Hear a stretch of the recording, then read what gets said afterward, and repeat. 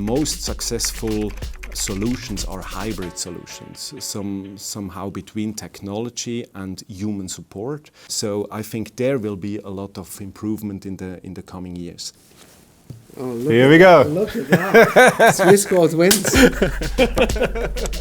This is AssetRush Talk, and I'm here with Simon from Swissquote. Simon, you've been a guest before, so you quickly introduce yourself and we get started.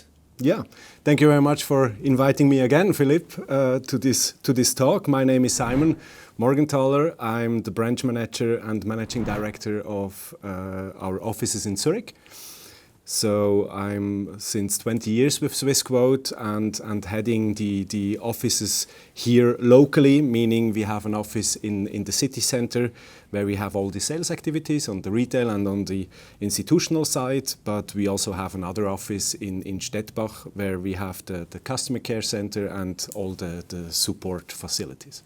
Wonderful. Now, Swissquote has been a pioneer in many fields. You made a name for yourself in the last 20 years. What is so fascinating about being with Swissquote and how did that come about? So what were the main highlights for you? What is your baby? What would you call your baby?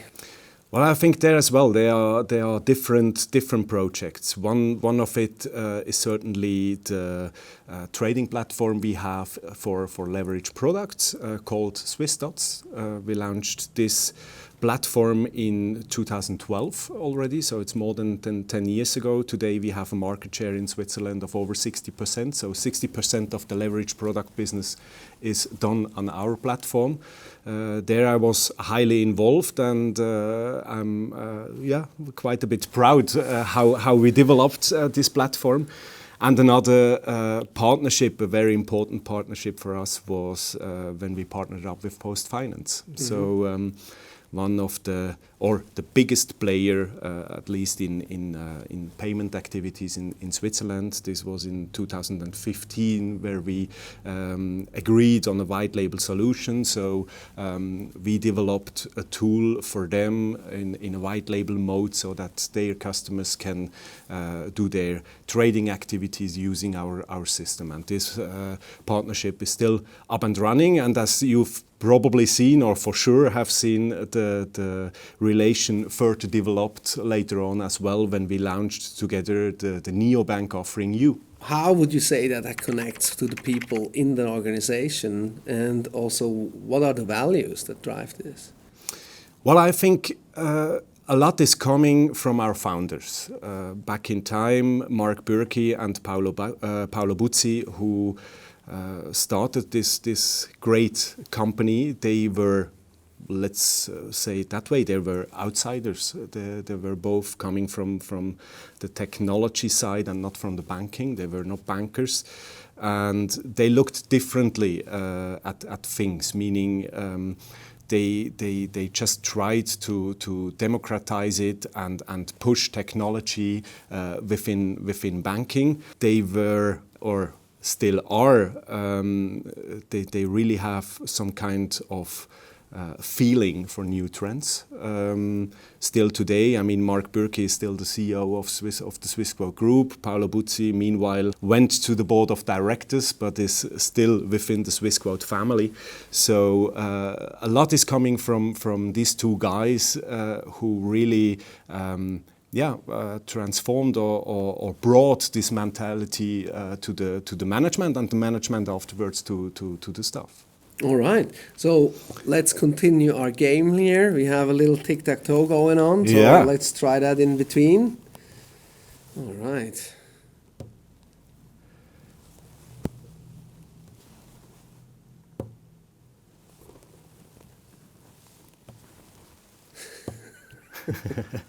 So it's a draw. It's a draw.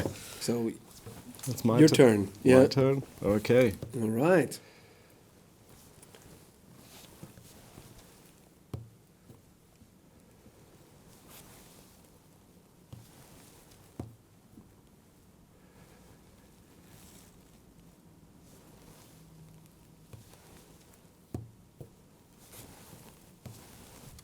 So and that's for wins. Me. I think I gave you that one.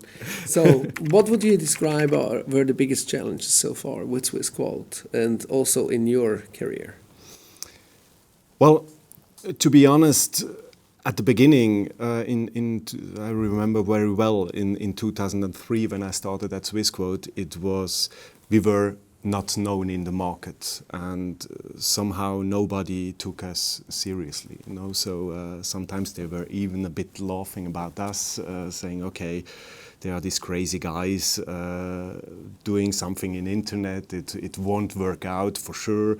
So back in time, it was really difficult also not having a name in the market to convince customers to use our service and to bring money to Swissquote. So it was a lot of education. We joined a lot of fairs really to show people that there is somebody behind this website. And that we really are a bank like all the other banks. We're safe. We're having a good offering. When I speak, let's say, about me personally, I mean, I was very young when I joined the team in 2003. I was happy at this stage. I got quite early. I got some management function within the company. So I was young, some kind in a startup on a green field, having to manage people and also to create procedures and all this stuff internally, really to grow this business. This was really a challenging time, but I wouldn't miss it actually. It was as well fun, a lot of fun at this time, and I'm gladly looking back to this period. Yeah, without the right fun, it's not worth anything. So I launch a new game for us here on this tic-tac-toe here, and you may start. Here we go. All right, let's see if I beat you this time.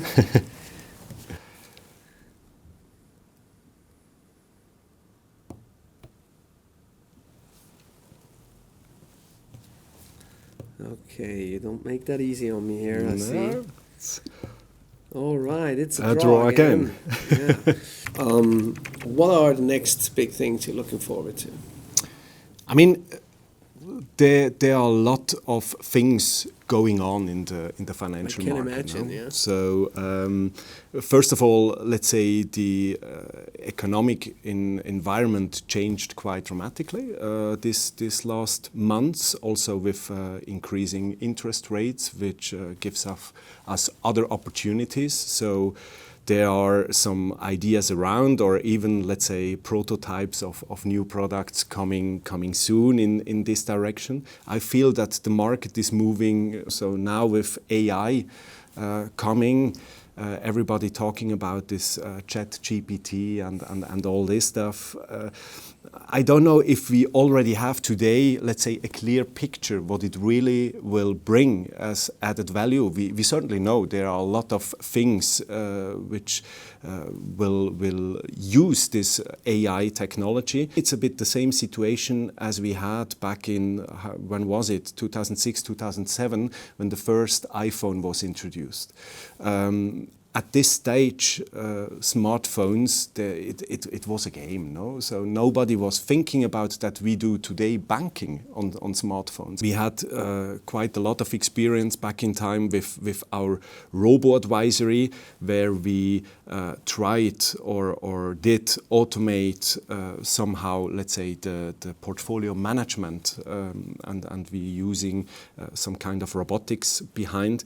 But what we felt there is that the market was not yet ready for such a solution. For the end customer, it was some kind of a black box. Yeah. They don't understand the functionalities behind. So that's why still today, I think the most successful solutions are hybrid solutions, somehow between technology and human support. So I think there will be a lot of improvement in the coming years. But also in terms of efficiency behind. I mean, business operations and all this stuff. Also customer care, customer support with chats instead of fully automated chats instead of calling a customer care center to get a new password support or whatever. What we really defined as a core project within the company is to increase, let's say, these CRM functionalities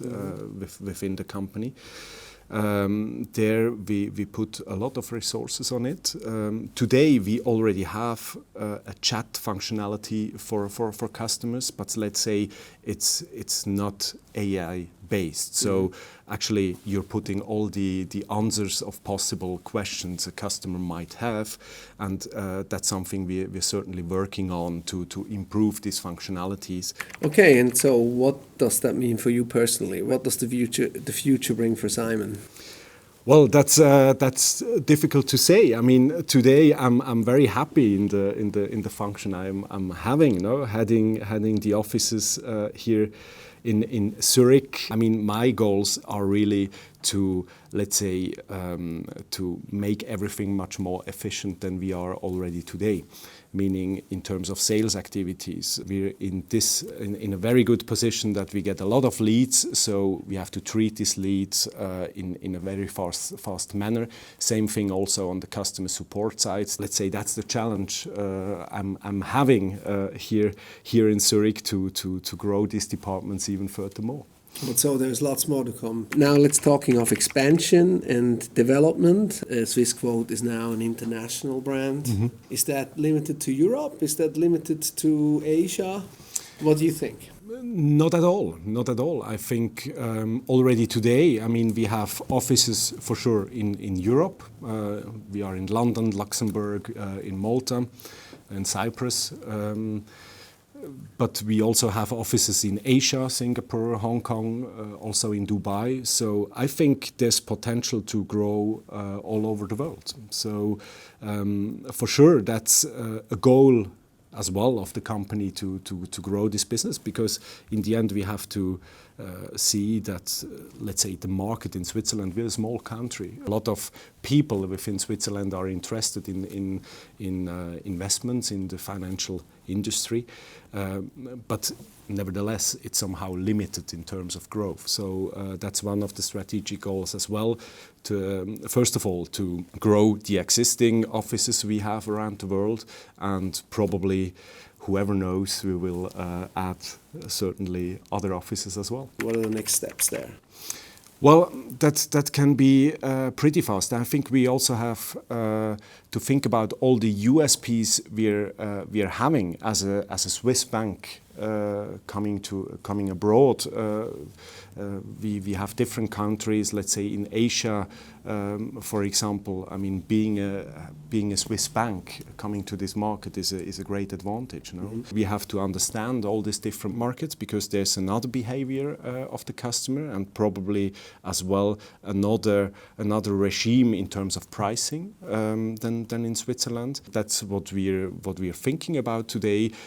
Which markets make sense to really expand our offering. Now you're onboarding more and more asset managers, mm-hmm. and the asset management business is certainly close to you. Mm-hmm. What are the developments there? Where do you think that you make the difference in mm-hmm. the mm-hmm. professional segment?